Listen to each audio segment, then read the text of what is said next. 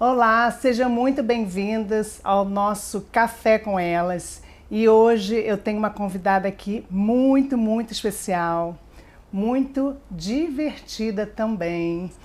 É a pastora Aline, a Mama Aline. E para mim é uma honra ter você aqui conosco. É uma honra poder você estar aqui compartilhando as suas histórias, compartilhando seus testemunhos. E eu sinto muito grata mesmo. Eu que agradeço. Olá a todas. Eu espero que a gente consiga dessa conversa abençoar muitas pessoas. Amém, com certeza. Pastora, conta aqui pra mim. Eu já ouvi um pouquinho que você estava nos Estados Unidos, quando você conheceu Jesus. Desmembra essa história pra mim. Como foi que você conheceu Jesus? Como foi a sua conversão? Desmembrar. Então, eu fui para os Estados Unidos para estudar e conheci o Ricardo, que é meu esposo. E o Ricardo me chamou muita atenção, porque eu fui estudar, na época, na cidade mais rica dos Estados Unidos, a maior renda per capita dos Estados Unidos. Então, o perfil dos brasileiros que estavam lá estudando era tudo filhinho de papai, curtindo a vida, curtindo o momento de estou morando longe de casa, não tenho pai e mãe para pegar no meu pé e tenho cartão de crédito à vontade. E no meio desse povo todo tinha um cidadão que era super correto, extremamente respeitoso, não era da bagunça, mas ao mesmo tempo era super pronto em ajudar, a ser amigo. E eu apaixonei, fiquei apaixonada, mas ele não me dava a menor ideia. Ele me tratava muito bem, obviamente, muito educado. Fizeram na universidade? Na universidade. Aí, quando passou um tempo, eu comecei realmente, assim, me interessei primeiro e tal, mas depois eu comecei a ficar apaixonada mesmo. E o meu irmão era o roommate dele. Ah, tá. Meu irmão foi junto comigo. Então, eu várias vezes ia visitar o meu irmão para vê-lo. Era a minha desculpa. Eu ia até fazer laundry do meu irmão, eu ia fazer essa coisa que eu não fazia. Eu ia lá, tipo, para poder vê-lo. E todas as vezes que eu conversava com ele, me chocava. Me chocava a forma como ele tinha um objetivo na vida. Mas ele já era crente? Ele já era. E aí, um dia, a gente conversando, aconteceram várias situações assim que me despertavam para o que ele falava, porque ele falava das coisas assim com uma convicção que eu com 20 anos de idade, a molecada toda nessa faixa de idade, estava todo mundo ainda pensando o que ia fazer da vida, né? Estamos aqui, mas a gente não sabe para onde vai. E ele é muito centrado, eu vou ficar aqui 2 anos, eu vou aprender uma outra língua, eu vou voltar para o Brasil. E eu sei o meu chamado, e eu ficava, como assim ser meu chamado, né? O que é chamado, né? E ele falava essas coisas assim, eu ficava, gente, que cara sério, que cara, né? Ele sabe o que ele quer da vida. E aí fomos conversando várias vezes, e várias situações que eu atravessava, como amigos, ele falava pra mim, você não precisa disso na sua vida, você não precisa ser dessa maneira. Em um dado momento, eu tive uma situação que ele falou pra mim assim, olha, Aline, eu descobri que nós podemos ser colegas, mas não amigos, porque você não sabe administrar a amizade. Porque eu fiquei zangada. Você se passava? Hã? Você se passava assim nas coisas? Não, era porque a gente teve uma situação que eu quis experimentar droga. Na verdade, eu já tinha experimentado droga e tal, mas uma droga mais forte. E eu falei pra ele, eu vou experimentar ácido. E aí ele falou, eu acho que você não precisa disso, você não é esse lugar que existe para sua vida, e pererê. E eu pensei, tá bom, né? E juntei com as minhas amigas e fui. Só que eu penso que aconteceu algo sobrenatural ali, né? Porque todas as minhas amigas que a gente, né, usou droga junto ficaram alucinadas, ficaram doidas. E eu não senti nada. Não era a mão de Deus. Não né? senti nada, nada, zero. Ele estava orando por você, será? Bem possivelmente. E eu liguei para ele num momento, porque uma amiga minha começou a ter visões, ela começou a ver a avó morta, a outra começou a ver bichos saindo da terra e eu lúcida, tentando administrar aquela situação. Naquele momento eu pensei, a única pessoa que pode me ajudar aqui é o Ricardo. E ele tinha falado pra mim assim, eu espero que você seja madura, assim como você acha que você é madura pra fazer uma escolha dessa, eu espero que você seja madura pra lidar com as consequências. E logo depois eu o procurei, né? E ele falou, Aline, eu acho que a gente pode ser colega, tudo, mas eu acho que você precisa, amigo, a gente não dá pra ser amigo. E aí aquilo me deu um choque, eu falei, como assim? E ele já vira e mexe falava de Deus, ele ia sempre à igreja e tal. E eu falei, você fala de Deus e de igreja, mas você não sabe nem perdoar. Aí, ousada, né? Folgada, carioca folgada. Aí ele pegou e falou, você quer falar de perdão? Eu falei, quero. Aí ele falou, então tá, então vem aqui, me segue. Aí ele pegou, a gente foi pro quarto, assim, tava meu irmão, tava todo mundo, foi pro quarto, ele abriu a Bíblia. E ele começou em Gênesis, começou a falar da obra redentora da cruz de Gênesis a Apocalipse. Eu não vi o tempo passar, passaram-se quase 6 horas. Eu só notei quando eu olhei pro lado de fora e estava de noite. E quando ele terminou de falar, eu falei, eu quero isso pra minha vida. Eu quero a remissão dos meus pecados, eu quero ter um novo e vivo caminho, eu quero reconhecer Jesus como meu Senhor, né? Eu quero começar uma nova jornada, iniciar, fazer valer a obra da cruz e esse plano tão perfeito de Deus que vem desde o princípio, né? E ali eu fiz a minha oração, aceitando Jesus e comecei o meu caminho com Deus, né? E muito rapidamente, assim, eu me apaixonei pelo Evangelho. A Bíblia era a minha maior companhia. Aí vocês já podiam ser amigos. Aí a gente era amigo. Era amigo e ele, coitado. Todo dia, ele me deu uma Bíblia e falou, todo dia de noite eu vou passar na sua casa e todas as dúvidas que você tiver, eu vou responder. Pensa numa pessoa questionadora. Tudo que eu lia, eu escrevia. E eu sempre fui uma pessoa muito estimulada a pensar, né? Assim, muito pra frente e com umas ideias muito sedimentadas e consolidadas e com muitas experiências na vida que me fizeram ter parâmetros muito distintos dos de Deus, né? Então, quando eu lia a Bíblia, aquilo me chocava, e aí me confrontava, eu anotava tudo, anotava, coitado dele, toda noite era 2, 3 páginas, eu perguntava, e ele abria a Bíblia e fazia eu ler, ele falava, você tem que ler, para você não achar que sou eu que estou falando. Ele abria a Bíblia e me mostrava, abria a Bíblia e me mostrava. Isso é o problema de muitos cristãos que não conhecem a palavra, né? Exato. E quando chega alguém com a dúvida, ele não sabe onde está na Bíblia. Aí vira o quê? Discussão de ideia, né? Exatamente. Não tem que ser discussão de ideia, tem que ser você crê. Você crê que a Bíblia é a palavra de Deus? Creio. Então lê o que ela fala. Não sou eu que estou te falando, né? É ela, tá aqui, tá escrito. Né? Então, diante disso, né, dessa dinâmica, muito rapidamente, assim, as mentiras, né, que eram fortalezas em mim foram sendo silenciadas. E eu fui me apaixonando por Jesus, assim, de um jeito que ele é o amor da minha vida. Até hoje. Os meus meninos pequenos falavam, mãe, quem você ama mais? Eu falava, Jesus. Eles, depois de Jesus, mãe, quem você ama mais? Eu falava, eu amo papai.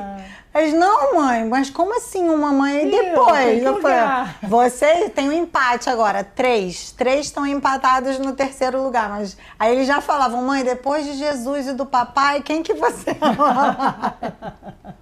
Eu falo, agora tem empate, agora já era, né? Então, é o meu amor. Como que nasceu, por exemplo, hoje a gente vê, né, o teu ministério muito voltado para a questão da educação infantil, de adolescentes. Como que despertou isso dentro de você? Eu sempre fui muito ávida por conhecer, assim, né? Então, quando o assunto me interessa, eu gosto de pesquisar, eu gosto de ler. Eu não gosto muito de pesquisa de internet porque nota-se pelo meu papelzinho que a pessoa gosta de papel, né? E quando eu fui tia antes de ser mãe, né? Muito antes, assim. Eu comecei a perceber várias coisas que para mim eu entendo que foi um privilégio, né? Porque pensando em ajudar o meu irmão e a minha irmã de criação, né, que é minha prima de sangue, eu ficava procurando, né, informações e saber, mas o que me pegava mais? Eu queria informações, mas eu queria saber o que a Bíblia falava sobre educação. Né? Então, por mais que eu lesse livros, eu leio livros seculares, eu procuro pesquisas, eu procuro estar antenada, para mim, se houver uma dúvida, a Bíblia é o que vale. Então, eu sempre fiquei... para mim, o mais interessante dessa jornada é justamente descobrir como que a ciência hoje vem afirmar tantas coisas que Deus já fala, faz tempo, né? Há milênios. Então, isso é uma coisa fascinante para mim. E eu acho a maternidade e a paternidade, né, um privilégio tão grande, né, que é desprezado de forma hoje, tão poderosa nos dias de hoje, né?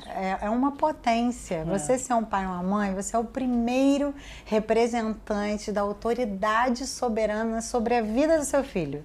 Primeiro você tem que pensar o seguinte, se Deus que abre e fecha a madre, né? Deus te agraciou com o privilégio de ser pai e mãe de alguém, né? E de uma criação dele. Então você tem uma responsabilidade, ao mesmo tempo você tem um privilégio, né? Você ser um agente formador. Então eu sempre fico pensando que privilégio eu poder levantar futuros homens e mulheres de Deus, né? Eu ser influência da parte de Deus para o destino profético de uma criança, né? Então por isso que eu sou tão apaixonada pelo ministério infantil, eu sou tão apaixonada pela maternidade. Todo mundo fala assim, ai, cansa, ai, é difícil, ai... a gente tem que ficar se dividindo, consome, mas o que não consome? É verdade. Né? Se você decidir ser um bom empresário, você vai ter que se consumir, né, e se dedicar para que você tenha sucesso. E aí, que sucesso maior pode haver na vida da gente? Para gerações, né? Do que a gente fazer algo que pode se perpetuar, né? Fazer o nome do Senhor grande. O salmo que eu mais sou apaixonada, são dois, mas um é o 145, que fala que uma geração anunciará a outra geração os feitos de Deus. Eu sou apaixonada por isso. Amém. A gente poder ser esse agente de anunciar, né, de ensinar, de apontar para uma realidade celeste. Então, a coisa foi muito dinâmica, muito orgânica, mas foi crescendo, assim, não estagnou ali em eu querer ser esse suporte para eles, né? Chegou a minha vez, então agora como que eu vou fazer? E hoje eu me vejo meio vó de muita gente, porque muitas pessoas que, assim, se tornaram como filhos espirituais para nós, né? Hoje eu estou ajudando-os também, né? Então a gente vai vivendo que a palavra fala às mais velhas, ensinarem às mais jovens. Então a gente, para mim, a maior alegria da minha vida. Lindo. Por exemplo, teu filho hoje mais novo tem quantos anos? Mais novo está com 15. Quais que são os maiores desafios que você encontra nos tempos de hoje, que está tão difícil, né? Com filhos adolescentes, para você, assim, você e seus filhos. Os desafios. Com os meus meninos, eu acho que o maior desafio é eu continuar tendo conexão com eles de forma que eu não perco o acesso do coração, né? A gente muitas vezes se empenha muito na primeira infância, mas quando chega-se na adolescência, né, os pais meio entendem, ele já entendeu, ele já sabe, né, ele já conhece os valores, mas é justamente nessa época que está acontecendo um fenômeno, né? Eles estão querendo pertencer a um grupo. Exatamente. É o momento gregário que chama, né? Então eles estão querendo pertencer a um grupo, então por conta disso muitas vezes eles vão negociar os seus valores, porque eles querem pertencer a uma turma. Então, como eu agi com os mais velhos? Estou com um com 20 anos e o outro com 18, né? Como eu agi com eles nessa fase? Eu falava, meu filho, você tem que entender que você tem um chamado. Qual é o chamado? Seu chamado é ser representante de Deus aonde Ele te enviar. Então, você está no meio da escola, você é um representante dele. Você está no futebol, você é um representante dele. Você está numa roda de colegas da rua, você é representante dele. Você precisa entender, meu filho, que eu não espero que você seja pastor. Pastor somos eu e seu pai. Mas eu espero que você seja um homem de Deus. Então, acompanhar esse momento, supervisionando, porque acho que a gente não pode descansar no nosso papel, né? São fases diferentes. Então, quando é menor, eu acho que fica mais fácil a gente entender que a gente precisa intervir, porque a gente tem que intervir em tudo. Se a gente não alimentar, morre de inanição. Se a gente não vestir, não anda bem apresentável. Né? Se a gente não levar aos lugares, não faz nada. Quando vai chegando numa fase maiorzinha, que já tem autonomia, já pega um Uber, né? Já se resolve. Muitos pais eu vejo que descansam, né? Dá aquela descansada de beleza. E acha que ele já sabe o que faz. Já não sabe, já tá com destino, né? A maturidade, ela não é nessa fase. A maturidade é a partir dos 21 anos, né? Neurologicamente falando, inclusive.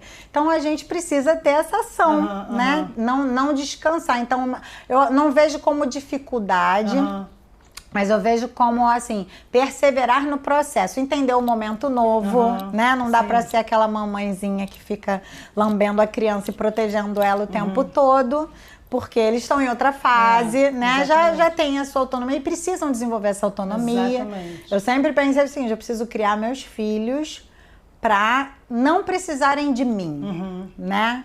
Em que sentido? Em todos, espiritualmente, inclusive. Né? Então, meu filho, você precisa ter a sua vida com Deus. Eu interceder por você é uma coisa, você ir para a presença de Deus e fazer conhecidas as suas petições é outra, filho. Exatamente. Não é a sua mãe que tem que interceder por você, é você que tem que ter um relacionamento de amizade com o Senhor. Então, eu sempre procurei trazer isso e trazer os amigos para perto. Que é uma coisa importante. Que... Eu até gravei um programa do Mamaline agora falando sobre amizades, porque eu vejo que muitas vezes os pais não atentam para a seriedade da influência de uma amizade. Sim, com né? certeza. Então, o que eu selecionei mesmo, amizades. Meu filho, fulano, sempre trouxe para perto. Para quê? Para eu cuidar. Então, tô lá... Faço a macarronada, faço o cachorro quente para todo mundo, faz o churrasco para os amigos, se reúnem aqui em casa. Como eu sou muito falante, né, brincalhona, acabo que, né, eu tenho uma proximidade com todo mundo. E eu falo, filho, você viu a fala? Filho, você percebeu a postura? Nós aqui em casa não somos assim. O nosso pensamento é esse. Já falei, filho, você precisa conversar com seu amigo. Você é amigo? Sou. Então, amigo é aquele que afia o outro. A palavra fala assim como ferro com ferro afia, assim um amigo afia o outro. Então, você precisa ir lá, vai ser desconfortável. Ferro com ferro faz o quê? Fagulha. Exatamente. Né? Tem um atrito para que o afiar chegue. Né? Mas, para que haja o corte perfeito, né? Para que a gente consiga fazer uso daquele utensílio, a gente precisa ter aquele atrito. Você precisa ter esse desconforto, mas você precisa, se você quer ser um bom amigo, você precisa ser essa pessoa. Conversa com seu amigo. Então, a proximidade, eu acho que é um desafio, mas volto a dizer, eu não entendo como dificuldade, porque eu não tenho essa dificuldade, uma vez que eu sempre procurei ter um canal bem aberto com eles desde pequeno. Então, a gente não perdeu isso na adolescência. Isso é muito bom, porque assim... Você está falando de uma coisa que você conseguiu, mas muitos pais, eles perdem esse acesso, né, da adolescência, e aí eles viram e falam assim, meu filho é adolescente, eu não consigo falar com ele não quer conversar, ou só quer ficar com os amigos, ou se tranca no quarto, né? Eu sempre falo assim, na verdade, você perdeu a conexão lá na infância, né? Exato. E aí, como fazer? Como retomar? Como pegar esse acesso de volta? Eu acho que reconquistar é sempre mais difícil do que conquistar, né? Então, eu sempre falei para os meninos, não perca a minha confiança, porque vocês têm a minha confiança. O dia que vocês perderem, reconquistar a confiança dá mais trabalho. Eu acho que muitos pais perdem a conexão, né? E chega nesse momento da adolescência em que eles expressam e botam para fora entram num certo desespero de perdi meu filho, né? Mas eu acho que existem caminhos, né? Então, o que é caminho? Eu preciso reconectar o coração do meu filho. Então, eu vou tentar falar a língua do meu filho, né? Eu vou tentar fazer uma atividade com o meu filho. Talvez eu vou ter que ter posturas mais drásticas, dependendo do momento que o filho está atravessando. Né? Se eu souber que o meu filho está andando com pessoas na escola que estão levando ele para um caminho que não é o que eu quero para ele, ele continua estudando com meu dinheiro. Sim. Ele continua debaixo da minha liderança. Então eu troco ele de escola. E se ele não gostar, vai ter 2 trabalhos. Gostar e deixar de gostar. Por exemplo, condomínio, que é um lugar também difícil, condomínio, né? Então cresci em condomínio, né? E eu falava pro Ricardo, eu falava, não quero criar meus filhos em condomínio. E ele, por quê? Condomínio é tão legal, tem piscina, tem não sei o quê. Eu falei, você não sabe o que é condomínio, você não tem ideia do que é condomínio. Porque os pais descansam que tá no play. Isso. Ah, tá com os amiguinhos lá, tá nada, tá na escada, aprontando, tá na casa do vizinho, tá? Né? Então, eu falava, não quero, né? Hoje, a gente mora em condomínio e eu supervisiono. Dou perdido no clube do condomínio, direto. Eu e meu marido, direto, dando perdido. Boto os irmãos mais velhos. Ah, cadê o Ian? Foi jogar bola com os amigos lá do condomínio. Ah, vai lá, filho. Vai lá ver os amigos do seu irmão. Vai ver se os amigos do seu irmão são bacanas, né, e tal. E outro dia, sentei com ele, falei, meu filho, deixa eu te falar, você ainda não amadureceu. E você tem que entender que vai haver uma necessidade em você de fazer parte do grupo tão grande que muitas vezes você vai se sentir tentado a baixar o preço para pertencer. Mas eu quero dizer para você quem você é. Você é um filho de Deus. Você nasceu, o sacrifício da cruz foi para que você se tornasse luz e sal. Então você é aquele que às vezes vai ser o diferente. Mas ser diferente não é ruim, ser diferente é muito legal. E comecei a conversar, a colocar para ele uma responsabilidade. Né? Eu nunca pedi para os meus filhos se tornarem pastores, mas como eu falei antes, eu pedi para os meus filhos serem responsáveis com a fé. Né? De Deus, com a fé deles, né? Que eles dizem que têm. Então, se eles dizem que creem, se eles dizem que têm, eles têm que dar frutos dessa fé, né? Então, converso, vou em cima, procuro estar próxima dos amigos. Então, a condomínio é esse ambiente, né? Complicado. Que parece que é seguro, mas não é. Mas aqui, por exemplo, você tem essa maturidade, né? Uma mãe madura, tanto no teu psicológico quanto no espiritual. E, às vezes, o problema não é nem só o adolescente. O problema, às vezes, é uma mãe que tem muitos problemas internos e não tem essa maturidade de instruir o filho. Porque ela tem problema de autoestima, de rejeição. E aí? Sim, descompensa, né? Ela desorganiza. Não vai saber falar que o filho ele é amado, porque ela... Enfim, ela tem vários problemas, né? Tipo, a gente tem a tendência de espelhar, né? Reproduzir. Então, se eu tenho questões com insegurança, né? Com rejeição, pode ser que eu não vá saber trazer esse tipo de ensino. Mas, para mim, o caminho é sempre a palavra. Né? A palavra fala que tem um texto de Deuteronômio que eu gosto muito, né? O livro de Deuteronômio eu acho muito lindo. Acho fofo.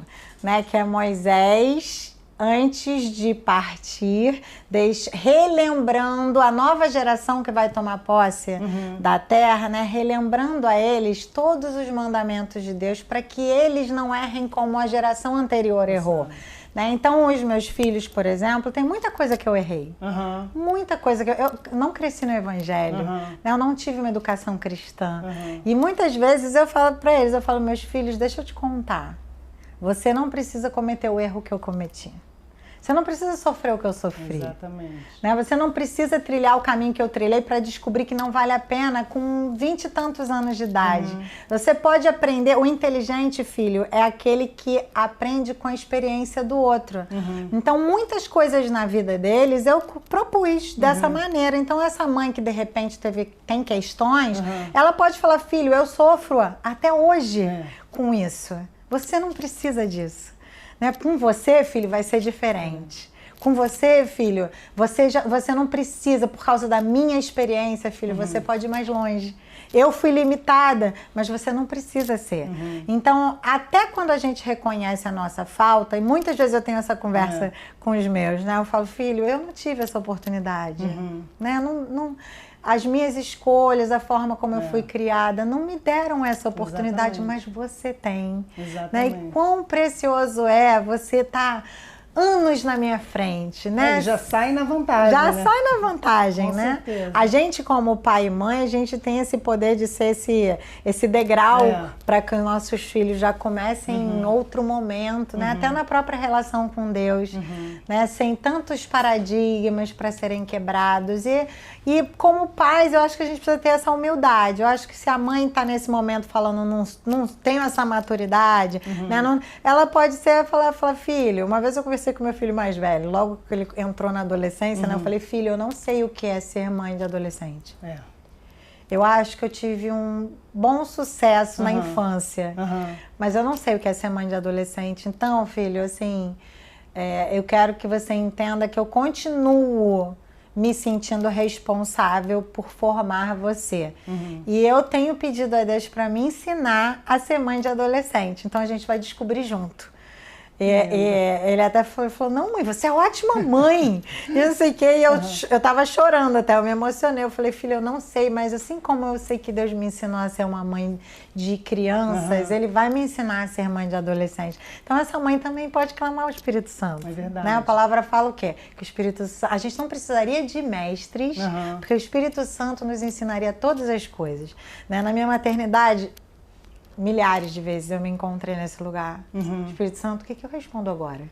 Espírito Santo, como eu me posiciono diante disso? Espírito Santo, o que eu falo? Como eu ensino tal princípio sem que eu vire uma chata, né? Sem que meu filho pense que minha mãe é uma religiosa doida, né? Sem razão. Me instrui. A palavra fala que ele dá sabedoria, dá inteligência, né? Dá conhecimento, dá entendimento. Se você tiver acesso a Deus, você pergunta para ele o que a Aline mais pede. Ele vai te dizer sabedoria, entendimento, conhecimento e inteligência. Peço constantemente, porque a gente é sempre novo, né? Eu acho que assim, e hoje a gente, eu peço também muitas vezes assim, esse equilíbrio que eu vejo assim, muitos pais, e até meu filho está entrando na adolescência, tem 12. E assim, eu tenho muito medo de errar na medida, de ser a religiosa, a repreensiva ou soltar muito, né? Então, assim, infelizmente a gente vê muitos filhos de pastores rejeitando a fé dos pais. E aí, como lidar com a situação? Então, com os meus meninos, esses dias até uma moça falou pra mim assim, o que eu acho mais interessante é que a senhora é super bíblica, mas a senhora não é religiosa na aproximação com os meninos, e eu não sou mesmo. Né? O que é não ser religioso? A Bíblia é o fundamento lá de casa, acabou o assunto. Né? Então, no tocante a princípio, eles são inegociáveis. Então, obediência, inegociável. Não está em discussão.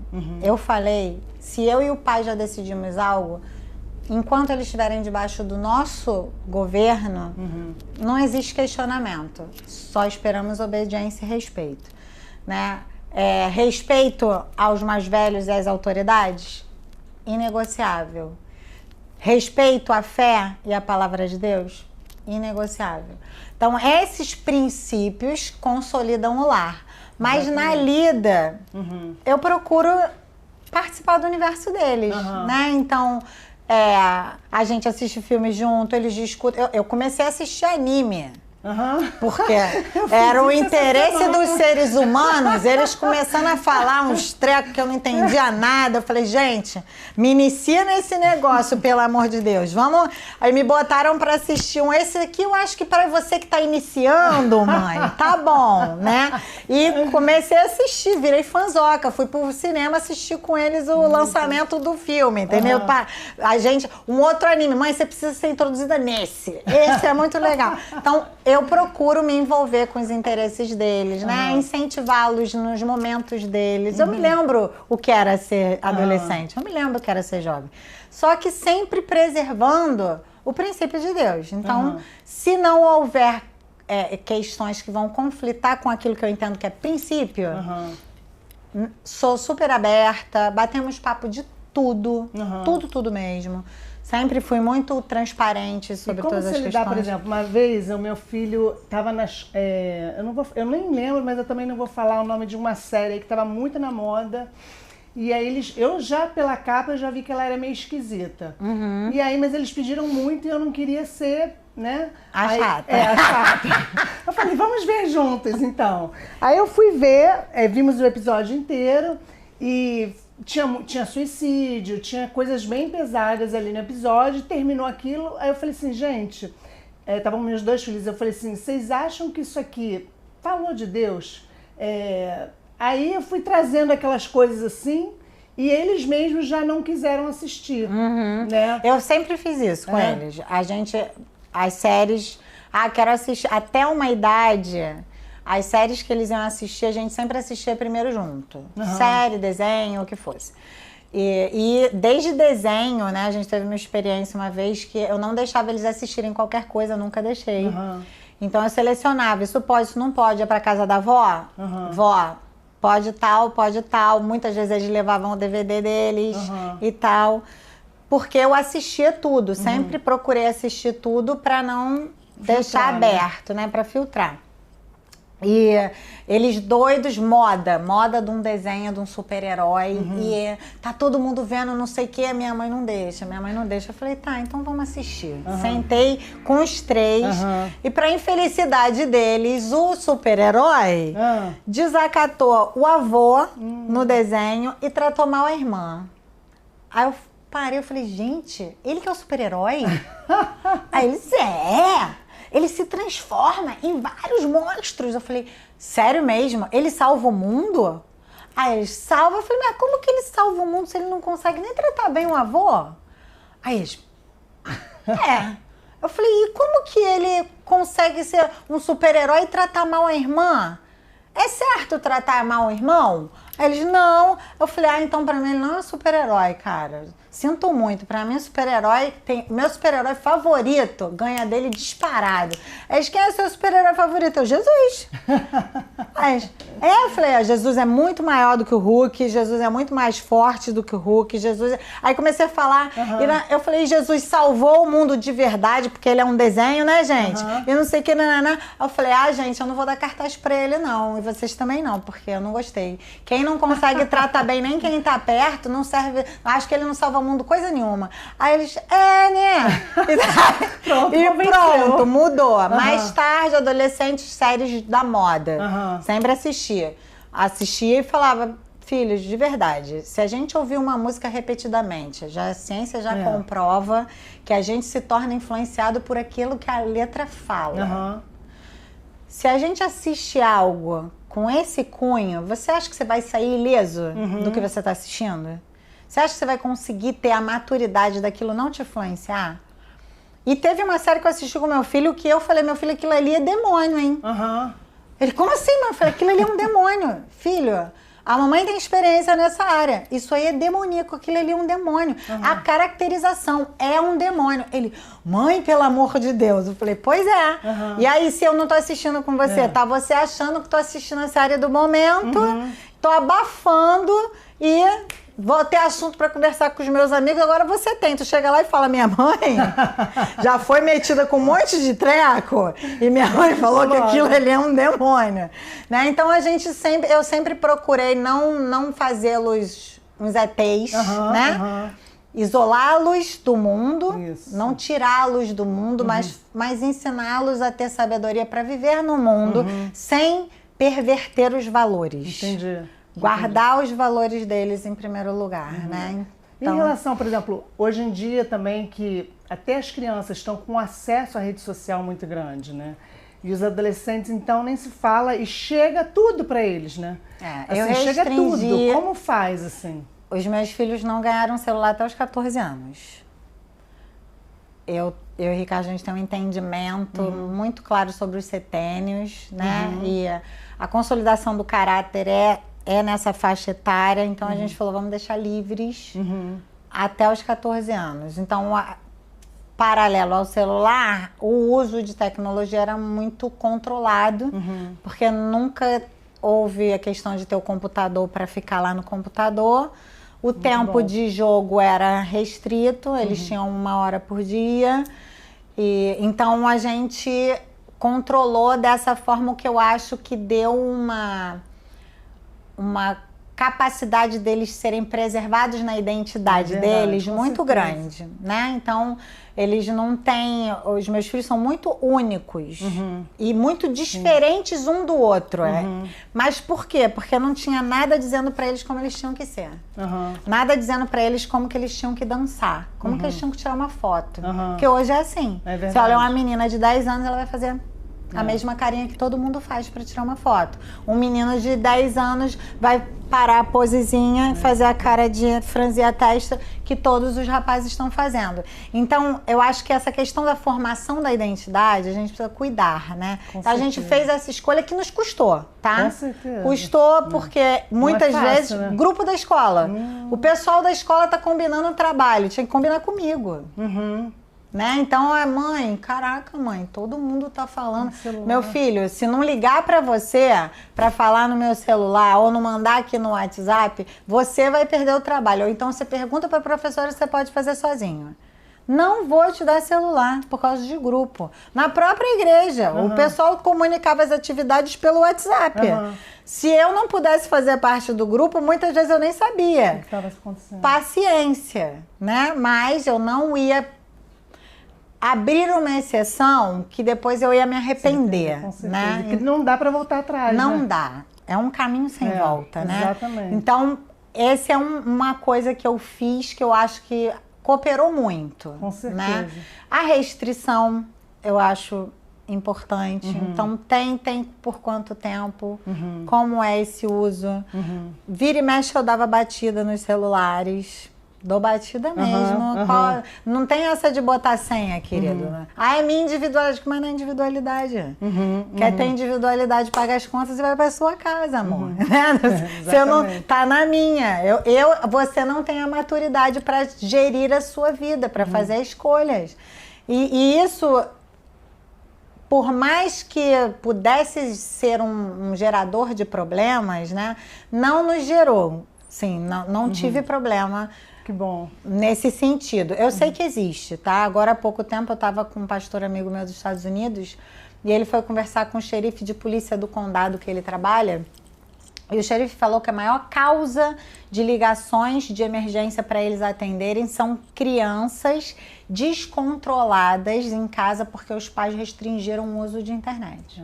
É vício, né? Vício. Quebrando a casa, agredindo pais. Então eu sei que existe isso. Chegou nesse ponto, né? Que com uma intervenção vai causar esse desconforto. Mas eu acho que pensando no bem do filho, a gente tem que saber que certas coisas a gente não expõe o nosso filho pensando em preservá-lo, né? Pensando em resguardá-lo.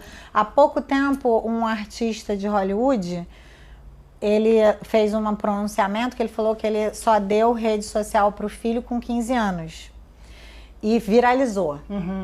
Até umas pessoas começaram a me mandar mensagem, eu falei, agora precisou aparecer um de Hollywood para vocês ouvirem o que eu falo há 15 anos, né? E ele aí perguntaram para ele, por que você fez isso com seu filho, né? Como se ele tivesse privado o filho dele. Ele falou, para que o meu filho pudesse trazer a sua identidade sem interferência. Eu falei, mas até a frase é a mesma, né? O entendimento é o mesmo. E ele falou, ele é um rapaz que é joia, pratica o seu esporte, ele pôde se construir, se conhecer, sem ter interferência, que hoje eu acho que ele tem maturidade para ter essa interferência e isso não abalar quem ele já é. Né? Então, eu acho que a gente precisa ter esse cuidado e ter as nossas supervisões, pai e mãe.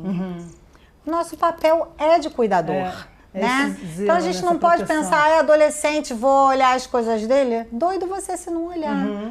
Porque amanhã pode ser tarde demais. Exatamente. Né? Mas ele vai se sentir ofendido.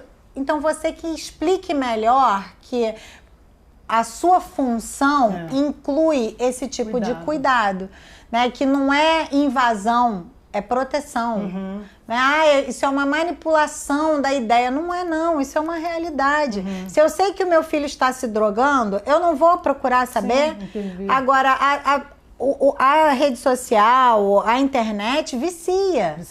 Tá? Já é comprovado. O índice de dopamina que eles experimentam quando eles veem um like é semelhante ao de uma droga. Por isso que eles querem tanto, começam a ficar postando qualquer coisa, porque eles querem revisitar aquela boa experiência, aquele bom sentimento. Então, se a gente sabe que isso também vai causar um dano, por que não? Eu colocaria meu filho, procuraria ajuda para o meu filho sair das drogas. Por que eu não vou procurar ajuda para ele ser saudável nessa área? E fora a infinidade de doenças mentais que comprovadamente vêm dessa superexposição. Então eu acho que como pai e como mãe, eu tenho um educador que uma vez eu vi ele falar um negócio muito engraçado. Ele falou assim, antigamente os pais falavam assim, eu quero que você me respeite. Falou, hoje o pai quer que o filho o ame.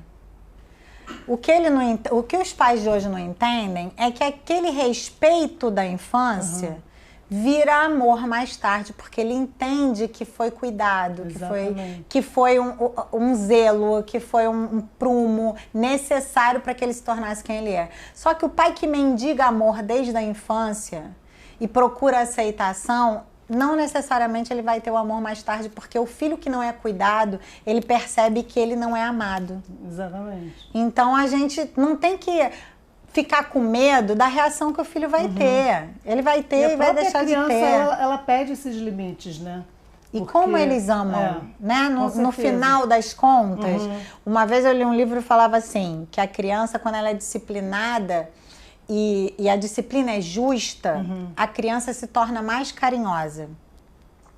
E eu fiz esse teste várias vezes. Eu disciplinava os meninos, eu botava de castigo, fazia, né, tirava alguma coisa, e eu falava, vamos ver se vai ficar revoltado, rebelde, né? Ou se vai ficar carinhoso. Ficava carinhosa. Mas é verdade, sabia? Se aproximava. Porque no fundo, sabe que aquilo é um cuidado, que aquilo é uma expressão de amor, né? Que aquilo é um zelo de quem ama. Quem ama protege, quem ama cuida, né? Então, eu acho que a gente não tem que ter esse medo, não. A mãe que está ouvindo e está pensando, meu Deus do céu, e agora o que eu vou fazer? Não esquenta, não. Porque como você falou, às vezes esse amor que o pai tanto quer é uma carência, né? Que aí ele fica querendo o amor do filho, até a própria aceitação do filho. A qualquer custo. Troca os papéis ali todo, né? Troca. Amigo, eu falo para os meus filhos, eu falo, amigo, você vai ter centenas. Mãe é uma filha. E eu não vou abrir mão do meu papel porque você acha que eu tenho que ser sua amiga. Primeiro, eu não tenho que ser sua amiga. Primeiro, eu tenho que ser sua mãe. Depois, lá na frente, se der pra gente ser amigo, e a gente é super amigo, a gente bate papo de tudo, qualquer coisa. Os meninos chegam em casa e querem me contar as coisas, mas eu nunca baixei o preço da minha maternidade. Primeiro lugar, eu sou mãe. Às vezes tá no meio de um papo super light, eles lançam alguma, eu falo, como é que é? Aí eles já falam, mãe, você é imprevisível. Por quê? Eu acho que eu sou super previsível. Ele, não, mãe, que você é assim, ó, a gente tá aqui dando risada, rindo de você. Aí a gente falou uma frase, você, como é que é? Mas tem uma frase que diz assim, né? Eduque seus filhos para que você possa mimar os seus netos, né? Isso, se você exatamente. mimar os seus filhos, você vai ter que educar os seus netos, né? Com certeza. E pior que Faz é verdade. Sentido, muito. Né? E a gente vê muito isso hoje em dia, né? Muito isso acontecendo, né? A própria insegurança desses pais acabam requerendo dos avós uma interferência porque não tiveram assumiram esse papel, né, na sua integridade. Exatamente. E falando nisso, está preparada para ser avó? Como é que é isso? Então, eu já estou sonhando com ser avó. Eu tenho vários netinhos já emprestados. Vários me chamam de vovó. Assumo mesmo. Olhou pra mim, eu já chamo vovó. mas eu já sonho, já sonho. Outro dia eu vi uma meme de uma avó que a filha deixou a neta com a avó e pra avó levar fantasiada pra escola. Aí a filha falou assim, fantasia do que você quiser e tal, de uma coisa que ela pareça. Aí ela fantasiou ela Isso é uma fantasia muito engraçada. Aí eu chorando de rir, a filha mandando, mãe, por que você mandou ela com essa fantasia, mãe?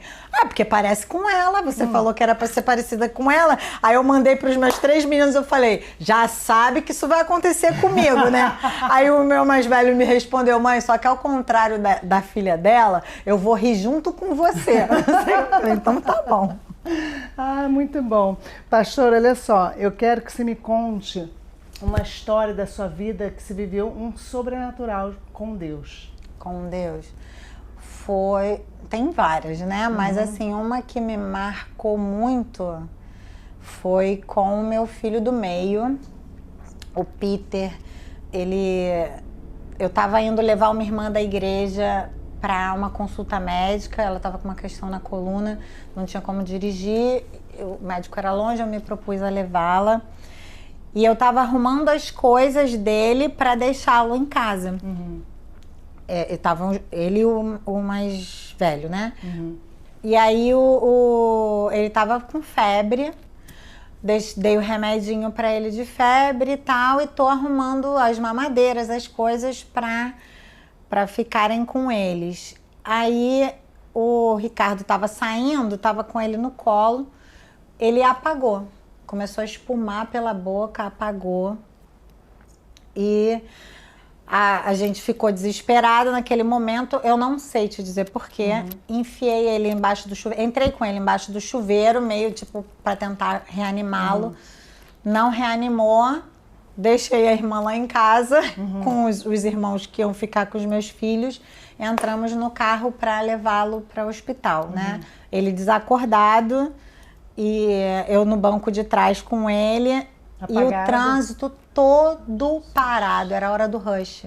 A gente não andava 1 metro, o Ricardo buzinava. A gente, era aqui no Rio, a gente morava na Rua da Praia na época, e era o horário de saída para o trabalho. Não andava nada, o Ricardo estourou o retrovisor do carro tentando passar pela calçada, bateu numa árvore, mas não conseguia andar. De repente, parou um motoqueiro do nosso lado e falou assim, eu levo você com ele. Arrancou a mochila dele, jogou a mochila dele dentro do meu carro. O Ricardo passou para a garupa, botou o Peter entre eles e eu só vi aquela imagem, o Peter molinho assim e eles saindo. E eu parada no trânsito. O hospital que eu levava eles em emergência era assim, 10 minutos de casa no máximo. Eu demorei mais de 40 minutos para fazer aquele trajeto. E eu comecei a chorar, falar, Deus, não deixa meu filho morrer. Não deixa meu filho morrer, Deus, por favor, não deixa meu filho morrer. Não deixa meu filho morrer. E de repente, veio um negócio dentro de mim que eu lembrei de Abraão. Na hora, eu não sei porquê, eu sei porquê, né, o Senhor, né? Mas naquele momento eu lembrei de Abraão e eu falei, cara, quem sou eu? Eu consagrei ele no dia que ele nasceu para o Senhor. Quem sou eu para dizer o que vai ser do meu filho? Quem sou eu? Eu comecei a falar, Senhor, obrigado pelos 11 meses que eu tive com o Peter. Porque eu tinha certeza que meu filho estava morto. Obrigado pelos 11 meses que eu tive com o Peter. Obrigado por eu ter podido dar a primeira papinha. Obrigado por eu ter podido amamentá-lo. Obrigado por eu ter podido trocar as fraldas que eu troquei. E eu comecei a agradecer. Foi uma mudança de coração ali naquele momento. E eu comecei a entrar num lugar de gratidão a Deus. Eu falei, o Senhor que conta os dias do meu filho. Eu dei ele para o Senhor no dia que ele nasceu. Então eu não vou dizer para o Senhor quantos dias ele tem que ter. Eu vou agradecer pelos dias que eu tive o privilégio de ser mãe dele.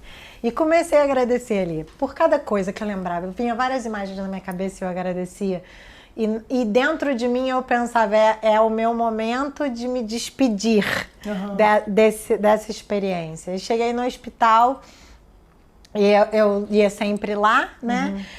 E a última enfermaria era sempre dos casos graves. Óbito, eles sempre botavam na última enfermaria. E eu cheguei e falei pra moça, chegou um moço com um nenenzinho. E não sei o que. Ele falou, chegou, tá na última enfermaria. Eu falei, pronto, eu vou consolar o meu marido. Eu tava pronta, eu tava cheia, eu tava em paz. Falei, vou lá consolar o meu marido. Eu entrei dentro da enfermaria. Quando eu entrei na enfermaria, o Peter tava no colo do Ricardo, durinho, acordadinho, com o bracinho enfaixado. Eu ajoelhei ali mesmo. Queria saber quem estava ali, quem não estava. Ajoelhei e agradeci a Deus, né? E mais uma vez eu consagrei o Peter para o Senhor. Glória a Deus. Ele é seu Senhor. Amém. Senhor que conta os dias dos meus filhos. Eu não vou me ressentir nem me chatear, porque já foi um privilégio, né? Acho que foi esse o sentimento. De plenitude, de saber que se foram esses dias que o Senhor determinou para que Ele estivesse comigo, obrigado por cada um deles, né? Lindo, né? E ali mudou meu coração com relação a isso, né? De ter esse domínio sobre a vida dos meus filhos. A vida deles não é minha. É verdade. Né? Isso é muito importante para nós como mães, né? Porque a gente é muito apegada, né? A gente acha que é nosso, né? E na verdade é como você falou, né? Foi um marco na minha história com o Senhor e um lugar que, assim, eu acho que nunca deixou mais de existir no meu coração, né? Amém. E interessante que eu costumo dizer que Deus faz coisas na gente, mas a obra nunca para na gente, né? Quantas vezes esse testemunho sustentou outros irmãos? Quantas vezes? A pessoa está triste lá, amuada com alguma coisa, eu falo, deixa eu te contar uma coisa que aconteceu comigo, né? E poder ser vida para outra pessoa. Então, até as nossas batalhas, lutas, né? dificuldades, se a gente contemplar o Senhor nelas, elas podem virar algo proveitoso para o reino de Deus, né? Exatamente, exatamente. Pastor, agora a gente tem um quadro que eu chamo de Resuma em Poucas Palavras. Que já falei que vai ser difícil, que a pessoa fala muito. Vocês já perceberam que eu falo muito, né? Então bebe uma aguinha. Vou beber para tentar, vamos lá. Vamos lá. Deus. Deus é tudo. É meu Pai. Amém. Casamento. Casamento é a jornada mais gostosa da minha vida. Filhos. Filhos são flechas que o Senhor me concedeu e eu espero que eles vão muito longe para glorificar o nome de Deus. Amém. Igreja. Igreja é a minha força, é meu sustento. É o lugar onde eu encontro uma família que Deus me deu. Amém. Mães. Mães para mim são mulheres especiais com um chamado poderoso nas mãos de interferirem no destino da vida dos filhos. Amém. Brasil. Brasil, sou apaixonada pelo Brasil. Que bom. Sou patriota assim do nível, quando toco o hino nacional, fico de pé e choro. Que lindo. Todas as vezes. Sou apaixonada pela minha nação, oro pela minha nação, pelos governantes, para que a justiça de Deus seja sobre a nossa nação, né? Independente de quem está lá. A palavra fala para a gente orar pelos que governam, né? Eu sempre oro. Amém. Que bom. Volta de Jesus. Anseio do meu coração. Anseio profundamente por poder olhar o meu Senhor nos olhos. Amém. Mamaline. Mamaline é uma mãe muito feliz, realizada e apaixonada pela maternidade. Amém. E chorona. Ainda bem que você trouxe um lenço. Quando falo, eu ando com lenço na Bíblia, amor, porque eu sou... Aqui, ó, tem vários. Ai, legal. Porque eu sou a chorona. Falou de Jesus, eu choro. Que lindo. Eu quero agradecer aqui a InChurch, nosso parceiro também, ao Pedro, ao Igor. Quero agradecer a Bela Papelaria, que fez que lindo, isso que eu ia falar, coisa mais linda. Da Mamaline. E eu adoro papel. Ah, acertaram em cheio. Que delícia, tem até canetinha. Nossa. Lindo. Lindo, lindo, né? Amei. Que bom. Muito obrigada. E agora, pastora, eu queria que você liberasse uma palavra para as mulheres, para as pessoas que estão nos assistindo. Libero.